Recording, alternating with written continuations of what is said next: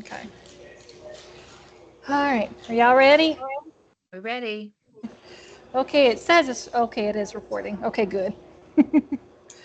All right. The first article was the ways of being at risk, the case of the Billy Charles Barnett case. Joel, have any input on that one? That was a really interesting read. I loved reading it. Yes, Yeah. Yeah. definitely. Hmm. Um, So one of the things that I put was that Professor Tom said that Billy Charles was spending his second year in seventh grade. And I know that he has expressed on numerous occasions his intentions to drop out of school as soon as he can. Hmm. And he's also entertained fantasies of dropping out of his life. And I just Hmm. like that one was like a gut punch to me. Hmm. Like, how sad. And I was just really shocked because that was at kind of the beginning of the article, and I had no clue where this was about to go. Hmm. But I also took that as an opportunity to kind of think about the interviews that Professor Tom Barn, is that how you say his name? Barn, Yeah, Baron Barn. I think so. Um, that I took it as an opportunity to kind of think about who he interviewed, like where could that information have come from? So Hmm. then I will use that in the Hmm. analysis. So, I think the quote I took was that empathy alone is not enough. It is nearly a necessary condition for a second element crucial to good teaching, the development of educational studies that can be broken into students' horizon. Teachers in a school with a Billy Charles will not only need to understand the importance of, making turtle soup, um, but, they need to, um, get to know the kid, more than just the bare minimum. That's how we truly meet them and help them succeed, academically. Kind of like how we stated, we're trying to do more than just teach them academically. We're trying to help them grow as people and socially. Um, and so I think that's the quote I took from it. what page was that? That was on page 188. Okay, thank you. kind of leading off of that, I liked the quote where it said Billy Charles's imagination is his only source of escape during his self-described imprisonment by day. And I just feel like you see kids like that who think of school as literally a prison. Like they hate it. They can't stand it. And there's nothing there for them. There's nothing to entice them. And like you said, I mean, if these teachers would get to know Billy more, maybe they could have given him assignments that he would have responded well to, stuff involving nature or like hunting, anything that would really spark his interest. And then he would feel more comfortable in school. Yeah. Yeah, my quote is I am inclined to believe the warnings of others like me, teachers and administrators at Billy Charles School, that this teenager from the hills will be slow and hard to talk to. I am therefore surprised to discover almost immediately a keen intelligence and eagerness to share his knowledge about his world. And I just feel like a lot of times there are teachers that don't really just see their student. They kind of just pass them along where they feel like, okay, they're slow or they just get lost in the cracks. And I feel like you have to pay more attention to those students to see how intelligent they actually are. Because we may just feel like his world is different. So if we pay attention to his background, we would see, okay, he learns better this way. And I feel like if we paid attention to that, it'll be 10 times better. And I know it's like hard because we have to deal with a lot of personalities. We have to deal with a lot of different backgrounds, but a lot of times we miss out on intelligent students simply because we're not paying attention to actually seeing them. Hmm. Yes. Yeah, I feel like that kind of goes like the different like the different types of teaching, or learning really. Like some people are auditory, some are visual, Mm-hmm. kind of static, So we really try and use different types and modes of teaching, try and meet, the needs of students. And honestly, that just keeps their engagement too. Right. I don't enjoy being talked to for 2 hours, Mhm. so I Mhm. mean, we got to try Mhm. and use different types of teaching to help them, keep engaged. Was that all for that article? All right. The next one was reading the comprehending a well-run, comprehensive report on a visit to the large suburban high school. Anyone have any comments on that one?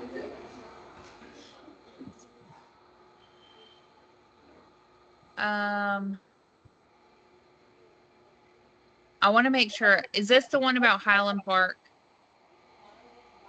Yes. Yes. But Okay. it's like they're offering a lot of curriculum options. Right. Mhm. So, one of the things that I wrote was that it was kind of difficult to read this one and not compare it to the criticism I read about secondary schooling for children of the poor, which was about George Washington Carver High School, Mhm. and just kind of seemed like they were on opposite ends of the spectrum, I guess, as far as like types of students and just like Mhm. community and all of that. Like one was affluent and one was poor. So I don't know. I did that. Yeah, it definitely was hard to find quotes for it. I have quotes, but it was like hard to. It's like, Mhm. okay, do I really understand this? So I kind of. I just found it really interesting because I don't think, like in my high school experience, we had that many options. Yeah. And it Mhm. sounds like a great idea, but then Mhm. I also think, well, that's a lot of choices, Yeah. and maybe like it's too many choices, Mhm. and it just kind of gets to be overwhelming. Yeah. And then when the author, he was like, oh, but I forgot where it is, but they have to have like some classes have prerequisites that you have to take, or if you didn't pass this one class, you can't take this route. And so then it's kind of narrowing the kids. You're giving them all these choices, but then you're really not, because you're saying, oh, well, actually, you have to have this first and you have to do this. And it just kind of seemed contradictory for that Yeah. school, I guess. I think But it then, makes it seem like they have so many choices, but you really mhm, don't. yeah. Well, and then to add to that, there was one section, and I didn't quote it, so I don't know where it is, but they talked about like some of the courses are level 1, some Mhm. courses are level 2. It's kind of what you were talking about, like different pathways almost. Mhm. Mhm, But whenever y'all were talking about um that, it reminded me of the one I read about the Harbor High School, Mhm. and that was the one where we got to choose. So I don't know if any of y'all read that, but the author, it was the same author, Jackson. He said you cannot do both really well. So like you cannot do Yeah. academics and vocational mhm, really well at the same time without Mhm. extending like the school day and all of that school year. So he said like you either can teach them academics or you can teach them vocational skills, but it's not possible to do both at the same time, like really well. So I think that Mhm. kind of mingles around with that one. Well, it's like I want to know, like giving a 16-year-old, that many choices. I feel like they're just going to choose random classes, and they're mhm, not going to really get much out of it. You might mhm, take all introductory classes and get to the end, and it's like, well, what was the point? You tried a Yeah, lot of things, I guess, which I guess can be good and beneficial, mhm, but also, what is the benefit of it? I feel like it's pertaining to what Caitlin said. I feel like it's overwhelming to the teacher. It becomes overwhelming to the teacher, and I feel Mm, like why would you put more work on teachers? They already have a lot to deal with mhm, anyway, and then it's like, okay, now I got to yes, worry about different classes, or now I got to worry about what am I teaching, mhm, and then I feel like mhm, it goes from year to year. Now I may change what you may mhm. change, and I feel like that becomes overwhelming. So Well, and I think that kind of goes back to, you got to teach the same grade or the same class for like 3 years Mhm. to fully Right. comprehend the material. So if you're just thrown into a class, you're not going to teach it well or effectively. Mhm. Right. So I don't really see the benefit in this type of schooling. Yeah. I think they really need help in the skills that they need, in order to graduate, put more emphasis in math and reading. Maybe throw in some interesting classes in there, but Yeah. Mhm. did y'all have any question or discussion questions from that article? I just wrote, how does Highland Park High School compare to where you went to high school? 'Cause I know like my high school was comprehensive. It offered vocational pathways, Mm-hmm. but it was set up where like if you were doing cosmetology as your pathway, you would take the intro cosmetology, like you would choose that Mm-hmm. pathway and then you Mm-hmm. take that for 3 years. Yeah. Um, Mhm. an automotive, like I did foreign language, so I had to take Mm-hmm. 3 years of foreign language. So um, that's just what I read. Yeah, my high school had a lot of like CTA classes like cosmetology, culinary, computer science, things like that. And it was kind of like hers. You essentially take all 3 or 4 courses, and then when you graduate, you end up, with your certificate, um, which I Yeah, think mine was the same way. that's better than giving them 2,000 options or how many options there are. All right. The next one was the Rumacher. I can't say his name. Chapter 4 notes. Um, did y'all have any comments on that chapter?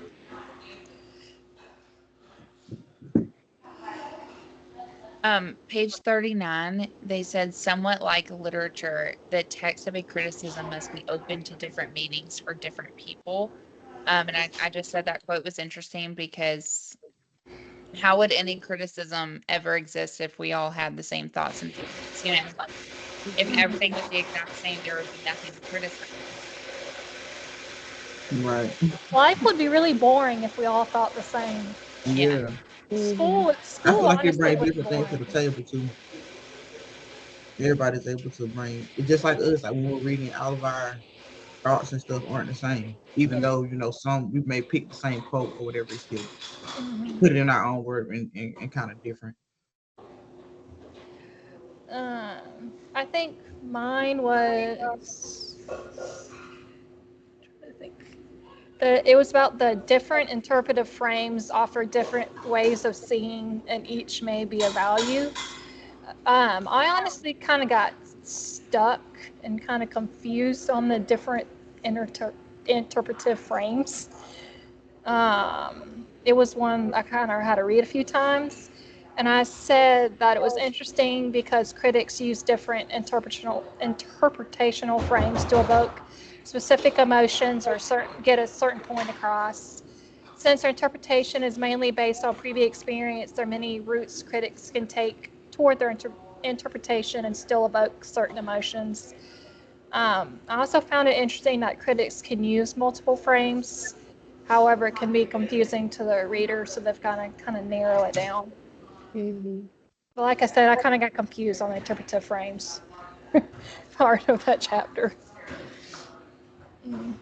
Um, I kind of like the quote. It says expressive description places an experience in its context, allowing readers themselves to build meaning from that context. Mhm. So how descriptive the author is really helps the reader understand like what they're seeing and hearing and feeling. And I think it's really important as an educational critic to make sure you're being very descriptive because things can be interpreted in so many different ways, but the more detail you add, the Mhm. easier it is to convey like what you're seeing and your thoughts and um, you know.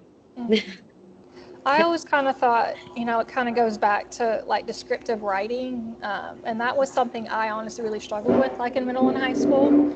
I was always one that I wrote I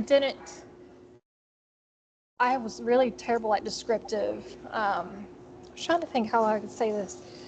You can't really like imagine my writing. It just kind of is very, like, just kind of, oh, I can't think. So I'm going to go off what you're saying, Kinley. So one of the things I put, and it's similar, because I teach second grade, I teach descriptive writing. Mhm. And one of the big things we talk about is you're showing, not Yes, telling. that's what I was trying to say. Yeah. So, your writing should come like it should be very descriptive. Like we always, the kids are 7, so we're Mhm. talking like 5 senses.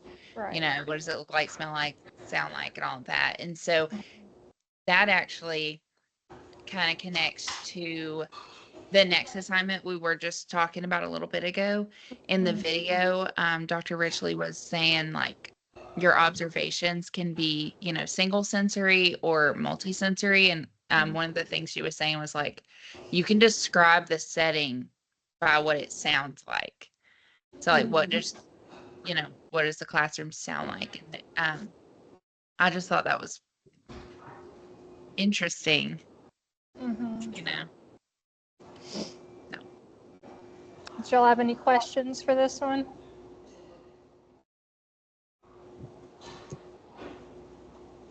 I think mine was, what are the implications of an interpretation for improving educational policy, practice, or theory? Ooh. That was also stated by the author. Oh, yeah. My discussion was, when have you interpreted something different than intended? Because I feel like we all have. Mhm. But I would have to think about yours a little, Kinley. Dig deep for that one. Yeah. Trying to think how I even answer that question. Um, I mean, I feel like interpretations can be negative or positive. As a teacher, you always try to look on the positive and ways you could improve it. So, um, even when you get an observation, they're interpreting and they're observing you, so you just kind of got to see, where the areas you can improve on are. And I think that's the whole point of an educational criticism anyway, is to help you improve. It is. And that's interesting. So I don't know if y'all have thought about this at all, but when your principal comes in to observe you, they are an educational critic. And so learning about this kind of made me think about where their minds have to be whenever they're Mhm. evaluating us. Mm-hmm.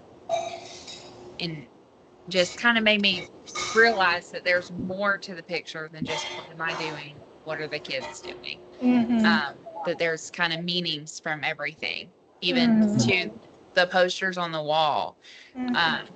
I thought that was just kind of a nice connection. Mm-hmm.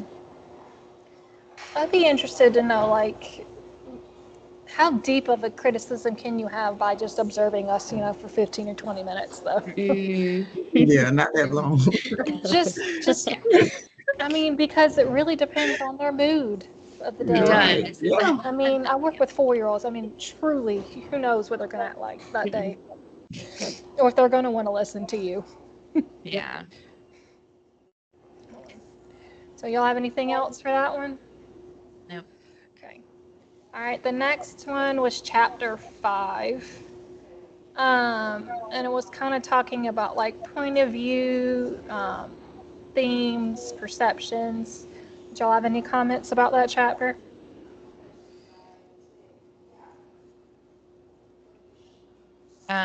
One of the quotes that I wrote is on page 50, and I'm not going to read the whole quote, excuse me, because it's kind of long.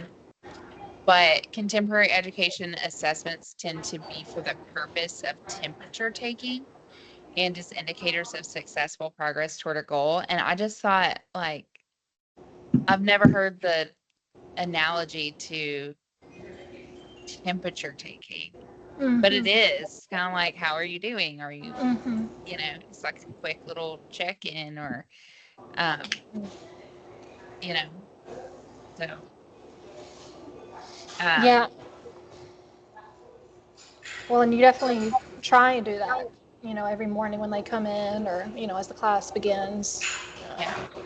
Well, further in that quote, it says the purpose of evaluation is to assess the significance of events in relation to the set of criteria, not solely to measure them uh, against the intended standard.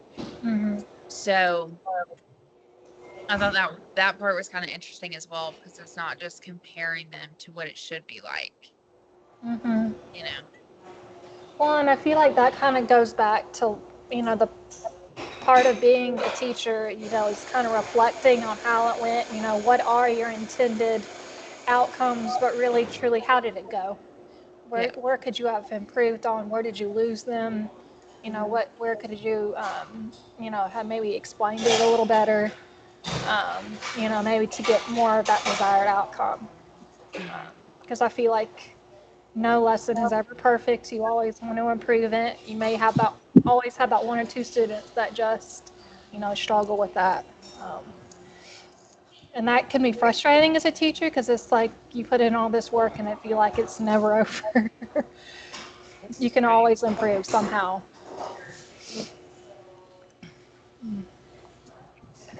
Uh, I think my quote was the educational critic utilizes both emic and etic points of view in order to discern meaning from those involved, as well as providing fresh eyes to see and offer combinations or ways of considering the situation. I thought it was kind of interesting that the critic, you know, observes both from the outside as well as the inside perspective. I think that really goes a long way of, listening and feeling, how the students feel. Don't just come in from an outside perspective. Again, I feel like that kind of goes back to, when our principal observed this. Mhm. They're only looking from an outside perspective, but the critic is trying to, you know, be in the shoes of the kid as well. Right. How are they feeling? Why do they feel like that? Are they bored? And so, that really gives them better ways to um, help improve our craft. Right. Um, Y'all have any questions for this chapter? Not a question, but just to kind of discuss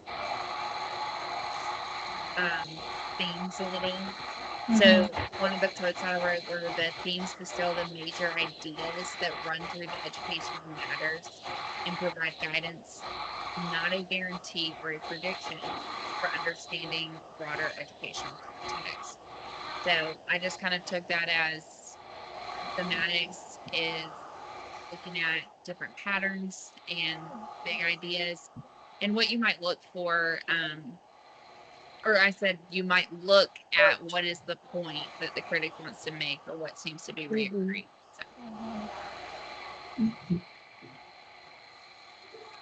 Um, I kind of asked, how does a critic know what is valuable information during an observation? I kind of chose that quote just because I couldn't imagine being a critic because I feel like I would be overwhelmed.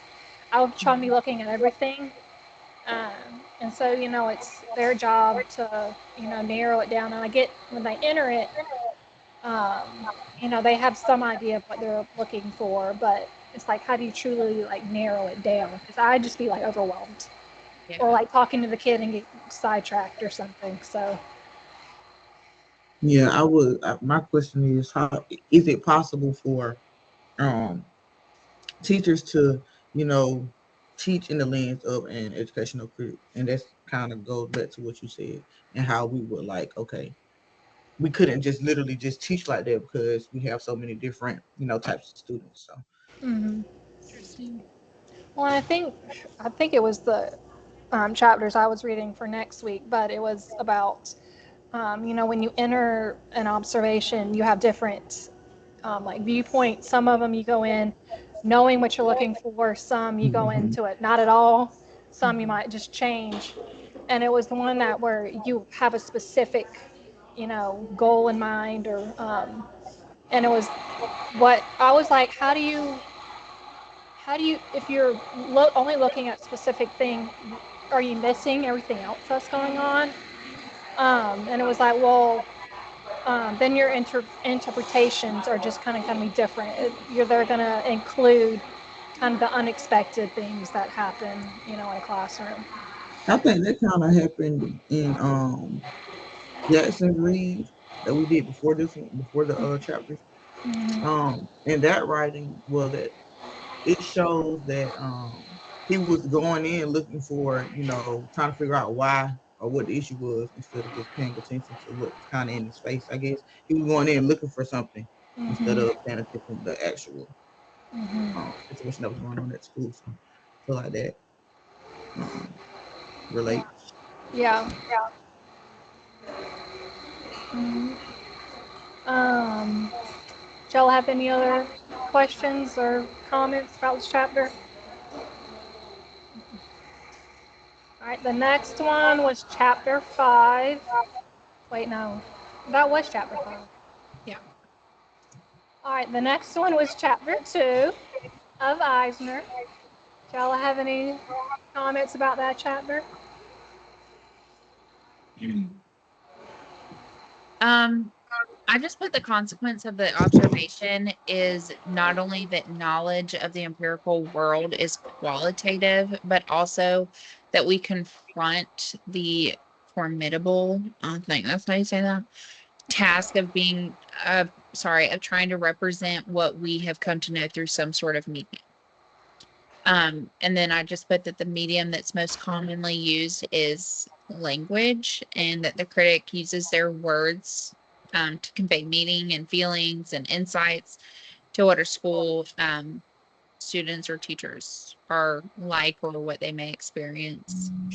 So it's kind of very repetitive to what we've already talked about. Yeah, that goes into my quote too. Yeah. When Um, it was talking about the languages, and I feel like when relating it to teachers, yeah, we teach different material. Of course, the ones that teach the same material have that curriculum, but when they introduce it or they talk about it in instruction, it's different because all teachers don't teach the same. mhm, mhm, But they use it. Um, Some of them use the same language, so I feel like all of that kind of. mhm, I thought it was interesting when it said that the way in which we see and respond to a situation and how we interpret what we see will bear our own signature. So, like, you could send different educational critics into the same school and come out with different mhm, interpretations of how the school is running and how successful one Mhm. method might be or something like that. I thought that was interesting, and I kind of am curious, do they do that? Do they send different people to schools just to see what the different points of view are? mhm. And, how do they decide, like, what's the commonality between them, if that makes sense? Well, maybe I wonder if they'd have like the same themes they've gotten, Mhm. at the Yeah. end. Um, and I think that's kind of good because it gives the more perspective you have. Again, maybe they see each person sees something from a different angle, which again can help you improve. Um, and I think it's the same like with our kids. Is they all come into our classroom with different expectations, different experiences, different family structures. They all bring something different to our class, and it's just like a critic. They all bring something different. But again, I think the more points of view, the more criticism you have to improve, your teaching. Mm, That's true. that is true. That's a good point. I think the quote I had was schools also have moods, and they too display scenes of high drama that those who make policy and who seek to improve practice should know. The means through which such knowledge is made possible at the enlightened eye. The scene is seen, an ability to craft text so that the observer has experience can be shared by those who are not there. I kind of chose that quote because I thought it was interesting that they said the school has different moods. But it's so true because, you know, the school is made up of the teachers, of the students, administration, you know, janitors, you know, everything. So they all contribute to our overall mood and, you know, positive climate, or might be negative climate. So it's interesting that they made, you know, the school seem like it was human almost. Mm-hmm.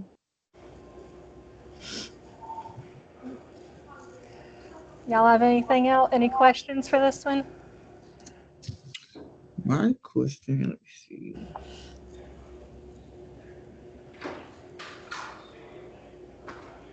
I just ended up changing my question because I really liked Caitlin's question about what would be the outcome of having different critics go to the same school. So Yeah. I stole that.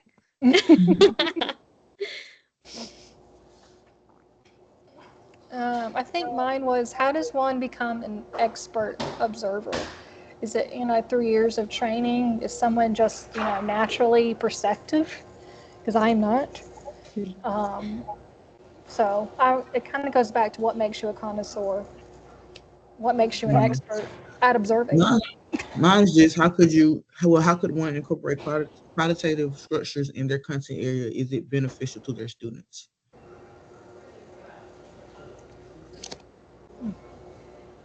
They're good questions. Mm-hmm. Okay. Is there anything else for this chapter? All right, the next one was chapter 5. Anyone have any questions about that one? I think this was from the beginning of chapter 5. I put the aim of a criticism is to re-educate the aim of a criticism is the re-education of the perceptions of the work of art, sorry. And I just put that I thought it was relevant because the wording of re-educate literally means to educate again. And when thinking about the word criticism, it's not only pointing out what's wrong, but it's a matter of articulating what could be improved. So I think, you know, that kind of goes back to the negative connotation of a criticism. You know, I feel like when every time you think of a criticism, you think of it negative, like what did I do wrong? Yeah. But it's really supposed to say, hey, it went okay here. You know, here's some tips of how to improve it. right. And I think, yeah, I mean, that's even like when our administration comes to observe us, they're not usually so harsh with us. They might be like, okay, the kids are a little antsy here. What could you have done, you know, to help them improve it? They're not like, you did this terribly, how dare you? Because they're not trying to tear you down. They're trying to lift you up and help you improve. But again, that negative connotation of the criticism makes you think, I did this wrong. Yeah. Mm-hmm.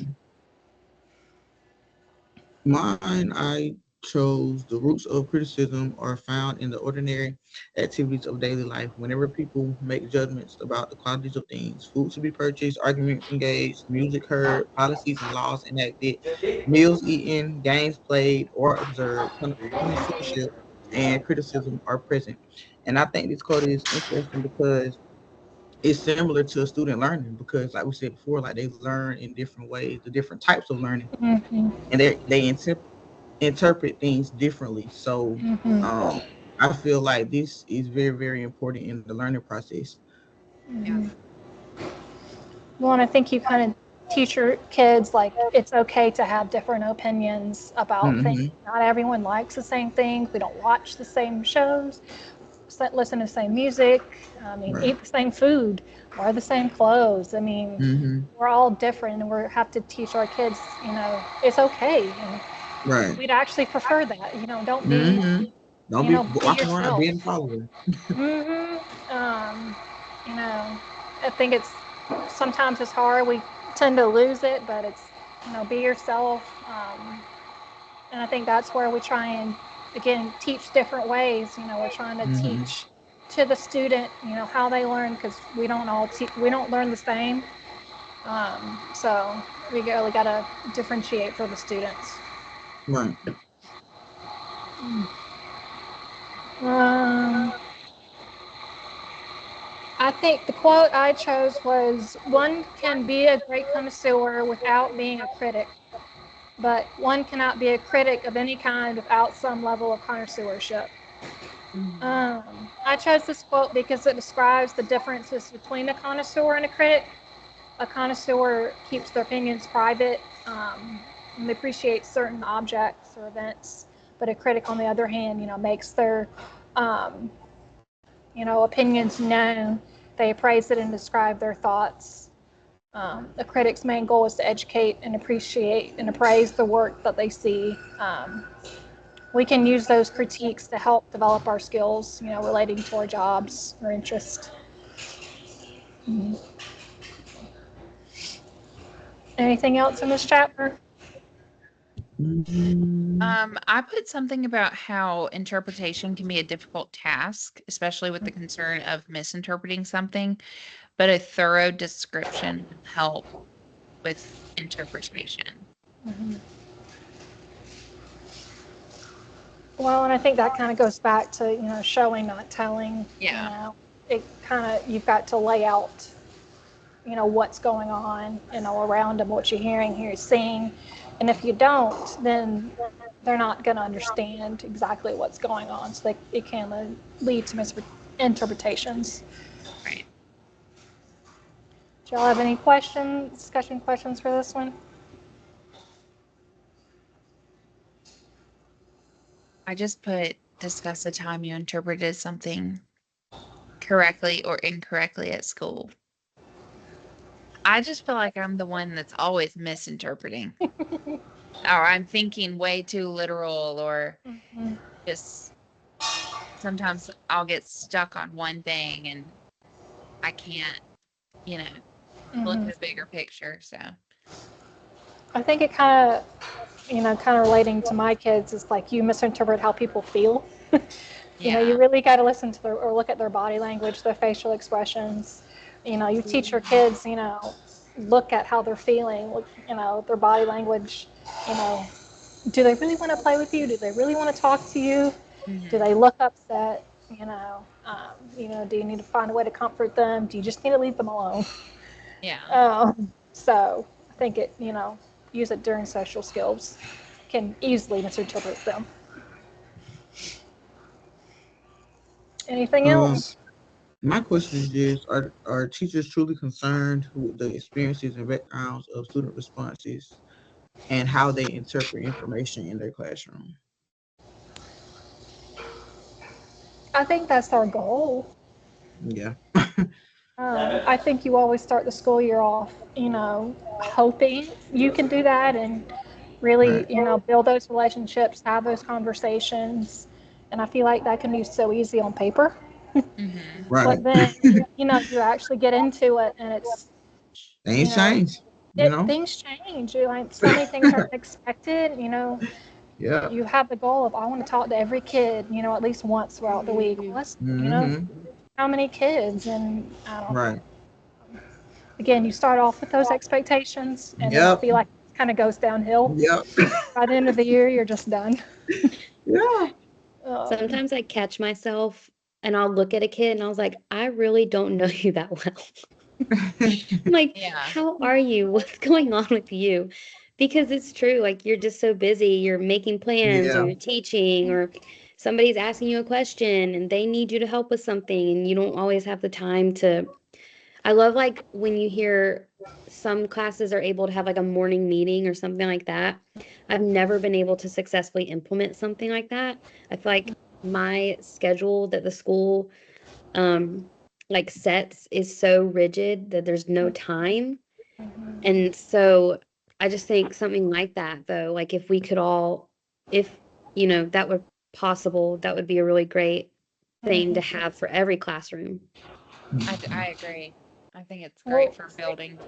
I feel like, get rid of morning work. Like, I know it's important to review those skills, but also like give them some kind of downtime. That's the first thing they do in walk on the building is they have to do work. It's like give them some freedom. I love to do Yeah. STEM buckets in the morning. I think the kids really enjoy stuff like that. Yeah. I My kind of class is find their downtime, but I'm the queen of downtime. I'm like, yeah, my I class is say, definitely their downtime. I'm like, But quiet five. Mhm. Quiet five. I kind of yeah. find myself, I just want my students to learn, and I think I take that too seriously sometimes. It's like I just got to let it go. They're 4 and they're 5. We want the main goal is to have fun. So I get so attached, like they got to do this, they got to do this, they got to do this, where I kind of lose that. It's fine if we don't get to it. They need to have that conversation, or they need to, um, or like during center time, it's like I should, be interacting with them where I'm like, oh, I've got to work on this lesson plan, or, whatever work that, the principal gave us. So I ended up, having to do that because that's more Yeah. important. But at the end of the day, it's really not. So Yeah. that's something, I try and work on next year. Yeah. And I'm the biggest let's get off task, talk Mhm. about my dogs, talk about your dogs, like, and then I'm like, all right, bring it back, I'm really bad about that. I think it's kind of hard for me. Not even that I just wanted to learn. It's like they just need that structure so badly. Yeah. It's like if we get off topic, they're all going to be going nuts, and I just can't take that sometimes. But there are like, especially when we get closer to like Christmas or the end of the year, we're supposed to start like at 8:50. I'm like 9:05, still haven't started the day. It's like, okay, I actually need to get going. I'm laughing because I don't start till like 9:15 every day. Like Like, 9:15. we won't get to phonics that day. It's fine. Oh my goodness. Fine. Whereas my other teacher, she is like, she sets timers like for every part of our day. Like she is on the dot, and I'm the complete opposite of that. We'll get to it. But that's just me. I can't be too. Mm-mm, that's not my personality. All right. I think the last one was the overall guiding question for the module. And it's what does it mean to be an educational critic, and what is an educational criticism?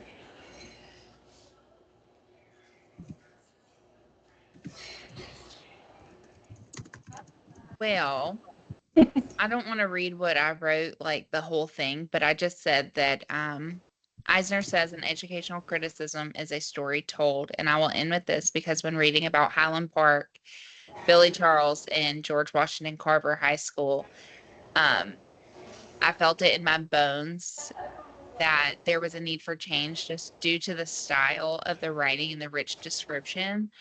Um, I felt really connected to those stories and to the people who were being written about.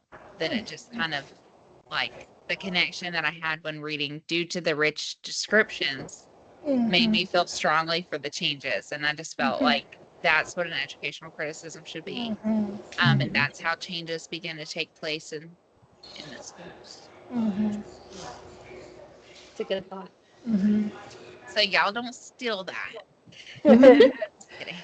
I said an educational critic is that their focus is to unearth and bring to light subtleties that may be otherwise go unnoticed. So I think that's really the point of a critic is, again, they see what we can't see. Yeah. There is someone that's coming from the outside that's coming in that gets a different perspective, and can make those changes, because it's hard when we go throughout the process of our day-to-day life where um, we see what's wrong and we want to change it, but we're just kind of stuck in our ways, um, that we just don't. So I think having that other person coming in and being like, this is what I saw, I'd be like, oh crap, I really need to make those changes. So Yeah. Yeah. Anything else?